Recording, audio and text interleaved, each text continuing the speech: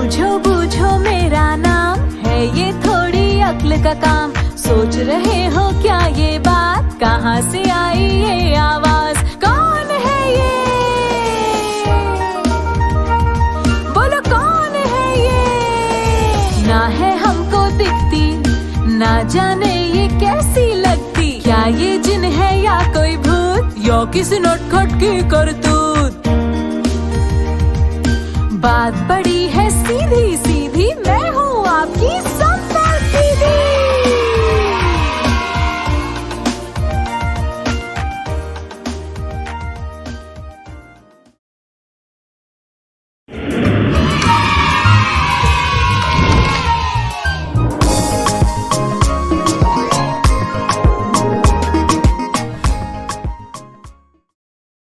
भाग की बुनियाद।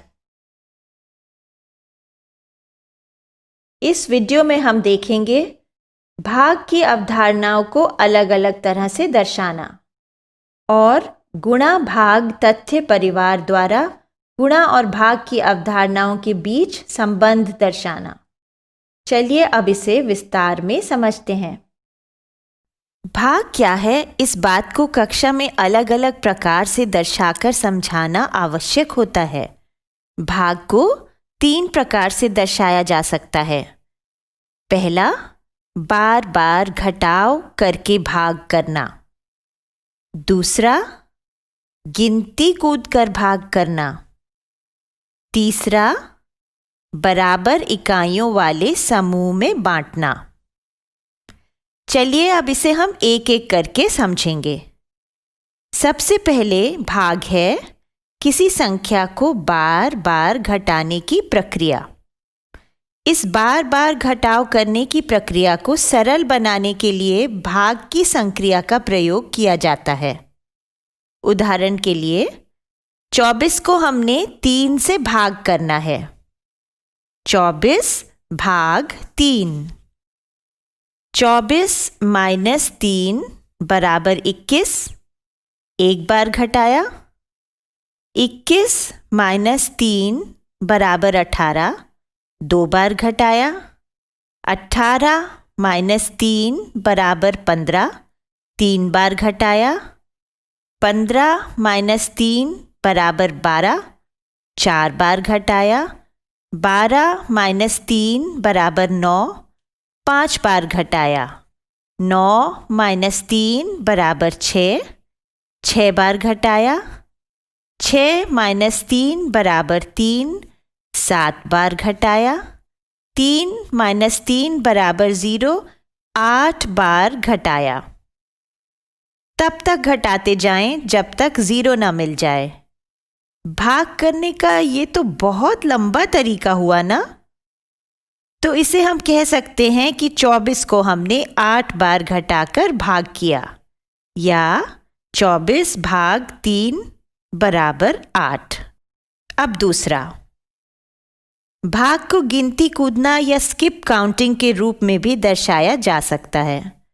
यदि आप सैकड़ा चार्ट पर बच्चों को गिनती कूदना या स्किप काउंटिंग का अभ्यास करवाएंगे तो भाग की अवधारणा को ग्रहण करना उनके लिए सरल हो जाएगा। जैसे कि यहाँ पर दर्शाया गया है 25 भाग 5। यहाँ पर जो भाज्य है उसे भाजक जितनी गिनती कूदते हुए 0 तक पहुँचने में जितने कदम लगेंगे वही हमारा उत्तर होगा। 25 जो भाज्य है उससे 5 जो भाजक है उसकी गिनती यानी 5 की गिनती कूदते हुए 0 तक पहुँचना है। इस प्रकार से इस बात को ब्लैक बोर्ड पर नंबर लाइन द्वारा भी समझाया जा सकता है। ब्लैक बोर्ड पर नंबर लाइन बनाइए और उस पर 25 से यदि 5 की गिनती कूदते हुए 0 तक पहुंचा जाए तो कितने कदम लगेंगे? 5 कदम लगेंगे। तो 25 भाग 5 हो गया 5। तीसरा, भाग में किसी संख्या को बराबर इकाइयों वाले समूह में बांटकर भी दर्शाया जा सकता है। उदाहरण 18 भाग 6। हमारे पास 18 टॉफियां हैं। यदि इन टॉफियों को हमें 6 बच्चों में बांटना हो तो हर बच्चे को कितनी टॉफियां मिलेंगी? तो 18 भाग 6 बराबर 3, यानी हर बच्चे को 3-3 टॉफियां मिलेंगी।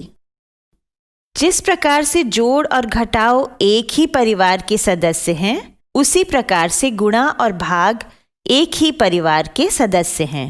इनका आपस में संबंध बच्चों को सिखाना बहुत आवश्यक है।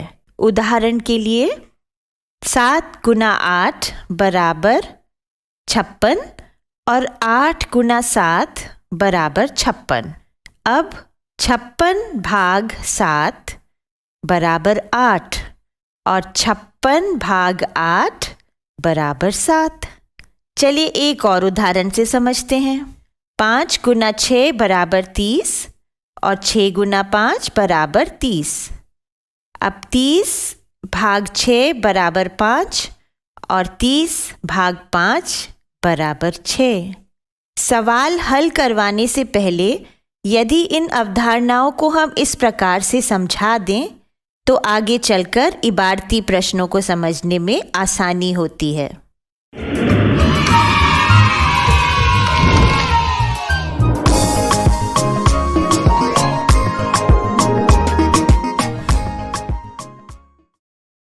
बहुअंकीय भाग के सवाल। इस वीडियो में हम देखेंगे बहुअंकीय संख्याओं को सही क्रम और सही विधि के साथ भाग करना समझाना। बहुअंकीय संख्याओं का पहले 1 अंक से और फिर 2 अंकों से भाग करना सिखाना। चलिए अब इसे विस्तार में समझते हैं। भाग की अवधारणा को जब बच्चे अच्छी तरह से मूर्त व अमूर्त रूप में समझ जाएं, उसके बाद ही उन्हें भाग के सवाल हल करना सिखाना चाहिए। तो आइए भाग के सवाल हल करने से पूर्व भाग के बुनियादी तथ्यों पर एक नज़र फिर से डाल लेते हैं। चलिए एक साधारण सवाल लेते हैं। 12 भाग 4। इसका अर्थ है कि किसी भी वस्तु की कुल संख्या हमारे पास है 12। इस 12 को हमें 4 भागों में बांटना है। अब तक पहाड़ी कर लेने के बाद ये तो पता ही है कि 4 गुणा 3 बराबर 12 होता है। गुणा भाग परिवार में आपने देखा था ना, 4 गुणा 3 बराबर 12, तो 12 भाग 4 बराबर 3 हो गया ना। यह तो हुए भाग के आसान सवाल, परंतु भाग का हर सवाल इतना सरल नहीं होता। जैसे 9 भाग 4, क्योंकि 9 और 4 किसी गुणा भाग परिवार में नहीं आते। ऐसी कोई संख्या नहीं है जिसे हम 4 से गुणा करें और हमें 9 मिल जाए। अर्थात 9 को 4 बराबर समूहों में नहीं बांटा जा सकता बिना कुछ शेष बचे। उदाहरण के लिए आपके पास 13 टॉफियां हैं जो 4 बच्चों में बांटनी हैं, तो हर बच्चे को 3 टॉफियां मिल जाने के बाद भी 1 टॉफी शेष बच जाएगी। भाग में इस बची हुई संख्या को शेषफल कहते हैं।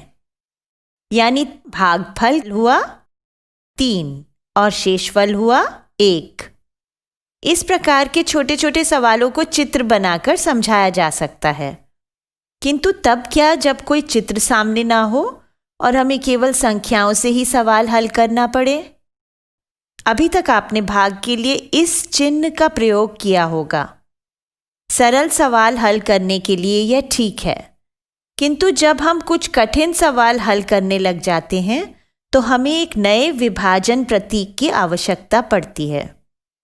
यह विभाजन प्रतीक कुछ एक मंच की तरह दिखता है और भाग के सवालों को हल करने में सहायक होता है। इस भाग के प्रतीक में 3 क्षेत्र होते हैं। पहला क्षेत्र इस प्रतीक की रेखा के ठीक नीचे होता है। इस स्थान पर हम वह संख्या लिखते हैं जिसका हमें भाग करना होता है। इसको हम भाज्य कहते हैं। ये सबसे बड़ी संख्या होती है। प्राय हम बड़ी संख्या का ही विभाजन करते हैं। दूसरा क्षेत्र भाग के चिन्ह की बाईं ओर होता है। इस स्थान पर हम उस संख्या को लिखते हैं जिससे हम दूसरी संख्या को भाग करना चाहते हैं। इसे हम भाजक कहते हैं। यह संख्या हमें बताती है कि हम कितने समूहों में एक बड़ी संख्या को विभाजित कर सकते हैं। और तीसरा क्षेत्र हमारी भाग प्रतीक रेखा के ऊपर होता है। यह वह क्षेत्र है जहां हम उत्तर लिखते हैं। भाग के उत्तर को हम भागफल कहते हैं। इसलिए जब भी आपके पास कोई जटिल भाग का सवाल आए तो सबसे पहले उसे इस रूप में लिख लेना चाहिए। उदाहरण के लिए, यदि आपके पास 9 भाग 4 है तो आप क्या करेंगे? हाँ, आप भाग का चिन्ह बनाएंगे और रेखा के नीचे 9 लिखेंगे। यह भाज्य का स्थान है। फिर आप 4 को बाईं ओर बाहर की तरफ लिखेंगे। यह भाजक का स्थान है। अब अगला कदम बहुत महत्वपूर्ण है, क्योंकि अब आपको उत्तर का अनुमान लगाना है। यहाँ पर आपको एक सवाल अपने आप से पूछना होगा कि 9 या लगभग 9 बनाने के लिए कितने 4 चाहिए होंगे? इस प्रश्न का उत्तर देने के लिए हमें 4 के पहाड़े का उपयोग करना होगा। 4 के पहाड़े में वो संख्या जो 9 से थोड़ी कम हो, उससे चुनना होगा। तो 4 एकम 4, 4 दूनी 8, 4 तिया 12। कौन सी संख्या 9 से थोड़ी कम है? हाँ, 4 दूनी 8। 8 9 से थोड़ा कम है ना, तो हम उत्तर के स्थान पर लिखेंगे 2। 2 हमारा भागफल हो गया और 9 के ठीक नीचे लिखेंगे 8। फिर हम 9 में से 8 को घटाएंगे। 9 में से 8 घटा देने से शेष बच गया 1। यह 1 हमारा शेषफल हो गया। यह ध्यान रहे कि शेषफल भाजक से हमेशा छोटा होना चाहिए। यदि ऐसा नहीं है तो सवाल हल करने में कहीं त्रुटि हो गई है। चलिए अब कुछ और सवाल हल करके इस बात को और अच्छी तरह से समझते हैं। उदाहरण लेते हैं 23 भाग 5। हम सवाल आरंभ करने से पहले संख्याओं को सही ढंग से भाग प्रतीक में अपने अपने स्थान पर अंकित करते हैं। यानी 23 को हम लिखेंगे रेखा के नीचे भाज्य के स्थान पर और 5 को लिखेंगे बाईं तरफ भाजक के स्थान पर। अब हम यह देखेंगे कि 23 या लगभग 23 को बनाने के लिए कितने 5 चाहिए होंगे। यदि हमें 5 का पहाड़ा आता होगा तो हम जल्दी से 5 चौके 20 और 5 पंजे 25 पर पहुंच जाएंगे। 5 चौके 20 23 से थोड़ा कम है और 5 पंजे 25 थोड़ा सा ज़्यादा है। तो जो संख्या हमारे भाज्य से थोड़ी कम है, हमें उसका चयन करना है। यहाँ पर हम लेंगे 5 चौके 20। तो आइए 4 को भागफल के स्थान पर लिख देते हैं। 4 को 5 के साथ गुणा करने पर हमें मिला 20। 20 को 23 के नीचे लिख देंगे। 23 में से 20 को घटाया तो शेष बचा 3। यह हो गया हमारा शेषफल और यह भाजक से छोटा भी है। यानी 23 को 5 में से भाग करने पर हमें भागफल मिला 4। यह हमारा उत्तर है। चलिए अब अगला उदाहरण लेते हैं। 352 भाग 9। 352 हुआ हमारा भाज्य और 9 हुआ भाजक। इनको भाग प्रतीक में अपने अपने स्थान पर अंकित कर दिया। यह सवाल थोड़ा अलग है। यहाँ हम एक 3 अंकीय संख्या को एक 1 अंकीय संख्या से भाग कर रहे हैं। यहाँ पर सबसे पहले संख्या 3 है जिसे हमें 9 से भाग करना है। अब 3 तो 9 से छोटी संख्या है, तो उसे 9 से भाग नहीं किया जा सकता। ऐसे में हम अगली संख्या पे जाएंगे। हाँ, अब यह संख्या जिसे हमें भाग करना है हो गई 35। 35 को हम 9 से भाग कर सकते हैं। हम देखेंगे कि 35 को बनाने के लिए हमें कितने 9 लगेंगे। यदि 9 का पहाड़ा बच्चों को ना आता हो तो वो उसे किसी खाली स्थान पर अलग से लिख लें। 9 के पहाड़े की जो युक्ति पहले बताई थी उसे प्रयोग करके पहाड़ा जल्दी से लिखा जा सकता है। या कोई जेब आकार पहाड़ा चार्ट भी प्रयोग में लाया जा सकता है। तो करते हैं। 9 एकम 9, 9 दूनी 18, 9 तिया 27, 9 चौके 36। अरे अरे अरे अरे, बस बस बस, आप तो आगे निकल गए। हमें तो बस 35 से थोड़ी कम संख्या पर ही रुक जाना था। यहाँ पर वो संख्या हुई 27, 9 तिया 27। तो हम उत्तर के स्थान पर लिखेंगे 3। 9 को 3 से गुणा किया तो मिला 27। 27 को हम 35 के नीचे लिखेंगे, फिर 35 में से 27 का घटाव करेंगे, हमें मिला 8। लेकिन सवाल अभी बाकी है दोस्त। यह जो बचा हुआ 8 है, इसके साथ हम भाज्य की बची हुई संख्या 2 को उतार लाएंगे, ऐसे। अब यह संख्या हो गई 82। हमें 82 को 9 से भाग करना पड़ेगा। 9 का पहाड़ा देखिए, इसमें 82 से ज़रा कम कोई संख्या है क्या? बिल्कुल है। 9 नम 81 होता है, जो 82 से कम है। तो हम गुणफल के स्थान पर 3 के आगे लिखेंगे 9 और 82 के नीचे 81 लिखकर उसका घटाव करेंगे। 82 में से 81 को घटाया तो शेष बचा 1। तो 352 को 9 से भाग करने पर उत्तर यानी भागफल मिलता है 39 और शेष फल मिलता है 1। इस प्रकार के सवालों का खूब अभ्यास कर लेने के पश्चात ही और कठिन सवालों पर जाना चाहिए। चलिए अब हम 2 अंकीय भाजक वाले सवाल हल करके देखते हैं। 550 भाग 25। इस सवाल में हमारे पास 2 अंकीय भाजक है, तो हम भाज्य के भी पहले 2 अंकों को ही देखेंगे। यहाँ पर एक टिप्पणी देना आवश्यक है कि जब बच्चे बड़ी संख्याओं का भाग करने के लिए तैयार हो जाएं, तो उन्हें 20, 30, 40, 50 आदि के पहाड़ों के साथ 25 का पहाड़ा भी करवा देना चाहिए। यह काफ़ी सहायक होता है। भाग के प्रतीक में अपनी अपनी जगह पर संख्याओं को अंकित करके सवाल हल करना शुरू करते हैं। हमें देखना है कि 25 जो भाजक है, वो भाज्य की पहली 2 संख्याओं में कितनी बार गुणा हो सकता है। 25 एकम 25, 25 दूनी 50, 25 तिया 75। आप देखिए यहाँ पर 25 दूनी 50 ही 55 से थोड़ा कम है, तो हम भागफल के स्थान पर लिखेंगे 2 और 55 के नीचे लिखेंगे 50। 55 में से 50 को घटाया तो मिला 5। अब 5 के आगे हम भाज्य में बची हुई संख्या 0 को उतार लाएंगे, तो वह 5 हो गया। अब 50। अब 50 को हमने 25 से भाग करना है। सरल है।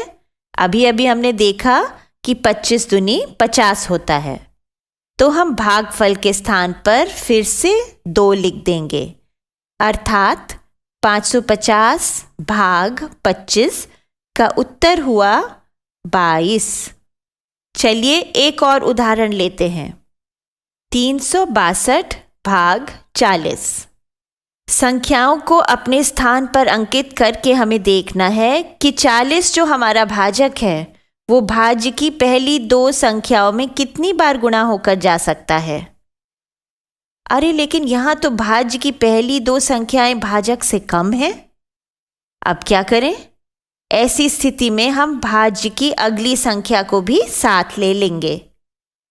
तो अब हम देखेंगे कि 40 कितने गुणा होकर 362 में जा सकता है।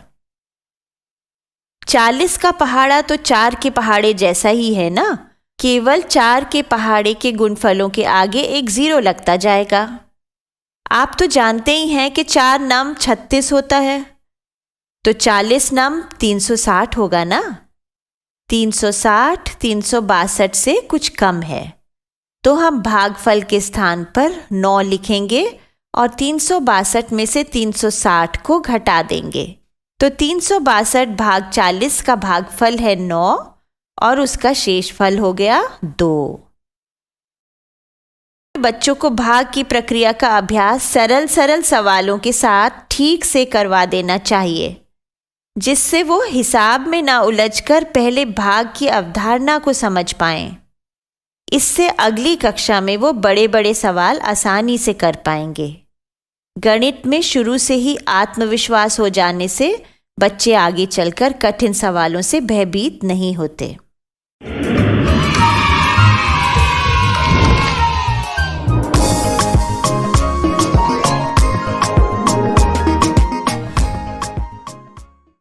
गुणा की बुनियाद गतिविधि पहाड़ों की उठक बैठक।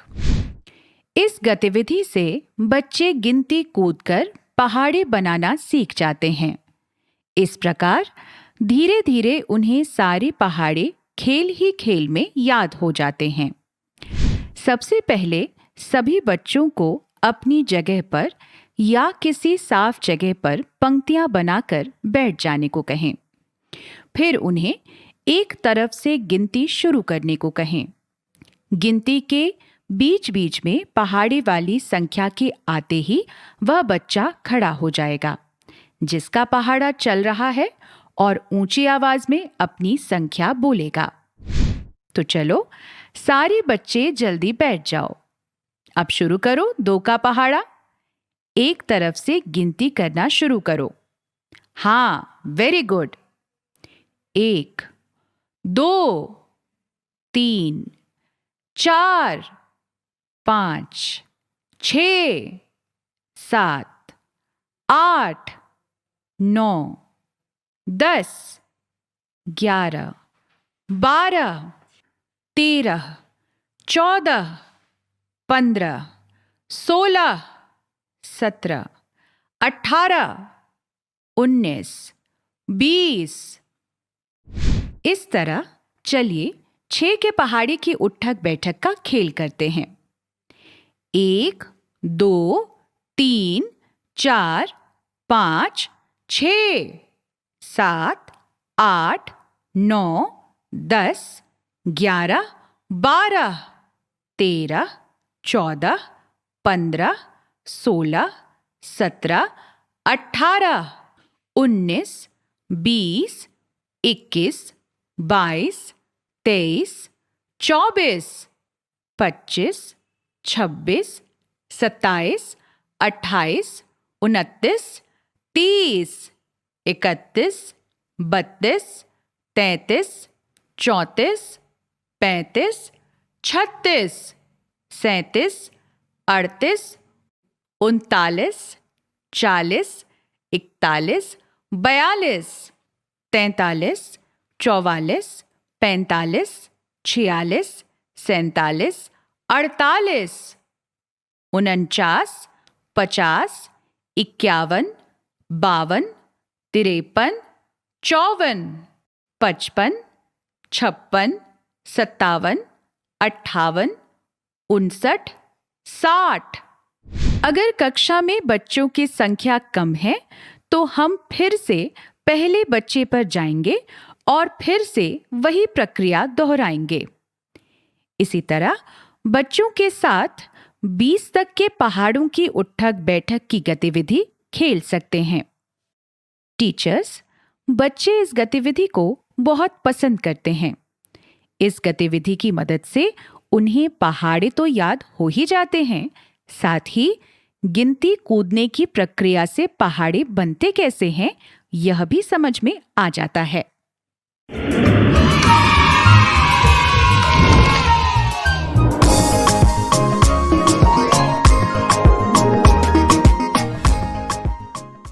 भाग की बुनियाद गतिविधि टोली बनाओ। इस गतिविधि से बच्चे खेल ही खेल में भाग की अवधारणा को मूर्त रूप में समझ जाते हैं। इसमें कक्षा के बच्चों की टोलियां या समूह बनाकर अलग अलग संख्याओं से भाग करना सिखाया जाएगा। टीचर्स, इस गतिविधि को बाहर खेल के मैदान में भी करवाया जा सकता है। अब मान लेते हैं कि कक्षा में कुल 30 बच्चे हैं, तो आप ब्लैक बोर्ड पर बच्चों की संख्या से संबंधित कोई सवाल लिख दें, जैसे 30/2 यानी 30 को 2 से भाग करना है और हर भाग में कितनी संख्या होगी ये निकालना है। इस सवाल में 30 भाज्य है और 2 भाजक है और हमें भागफल निकालना है। ठीक है? इस गतिविधि को करवाने से पूर्व आप पूरी कक्षा के बच्चों को एक लाइन में खड़े होने को कहें। अब एक तरफ से बच्चों को बोलने को कहें, 1 2 1 2 1 2 1 2, इस प्रकार से लाइन के आखिर तक। फिर सारे नंबर 1 वाले बच्चों को एक समूह में खड़े होने को कहें और सारे नंबर 2 वाले बच्चों को दूसरे समूह में खड़े होने को कहें। अब प्रत्येक समूह के बच्चे 1 2 3 4 5 6 ऐसे करके गिने और बताएं कि वे कितने हैं। बच्चों को दिखाकर बताएं कि 30 बच्चों को जब 2 से भाग किया तो प्रत्येक भाग में 15-15 बच्चे हो गए। तो 30/2 = 15, यानी भागफल हुआ 15। अब मैं आपको और उदाहरण से समझाती हूँ। चलो बच्चों, अब यह सवाल हल करते हैं। 30/3 भाज्य है 30 और भाजक है 3। हमें इसका भागफल निकालना है। हमें 3 से भाग करना है तो हम 3-3 की गिनती करेंगे, है ना? तो सब लाइन में खड़े होकर एक तरफ से बोलो 1 2 3 1 2 3 1 2 3, ऐसे अंत तक। अब सभी 1 इस तरफ आ जाएं, सभी 2 यहां पर और सब 3 वहां अलग ग्रुप बनाकर खड़े हो जाएं। चलो अब गिनो प्रत्येक समूह में कितने बच्चे हैं। 1 2 3 4 5 6 7 8 9 10। प्रत्येक समूह में 10-10 बच्चे हैं। जब 30 बच्चों को हमने 3 भागों में बांटा तो हमें प्रत्येक भाग में 10-10 बच्चे मिले, यानी 30/3 = 10। तो हमारा भागफल हुआ 10।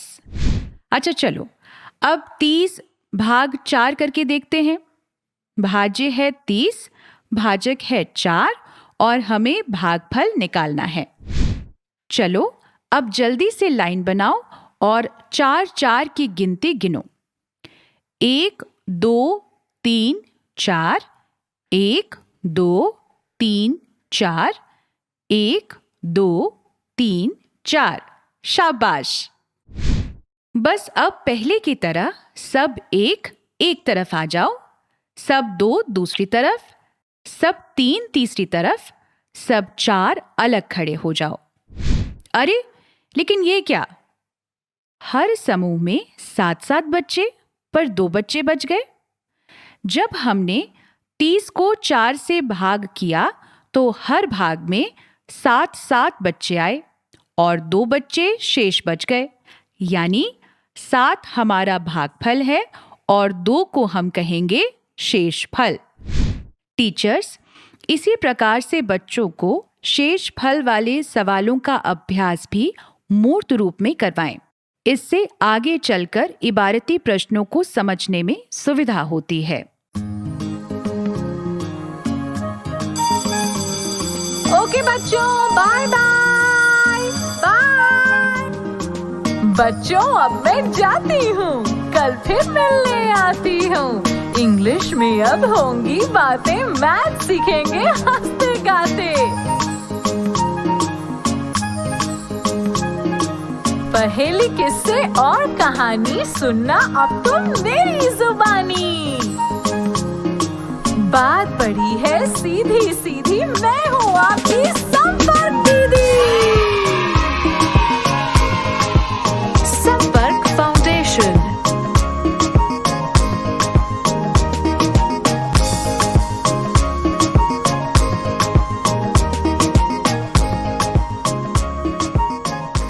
संपर्क फाउंडेशन।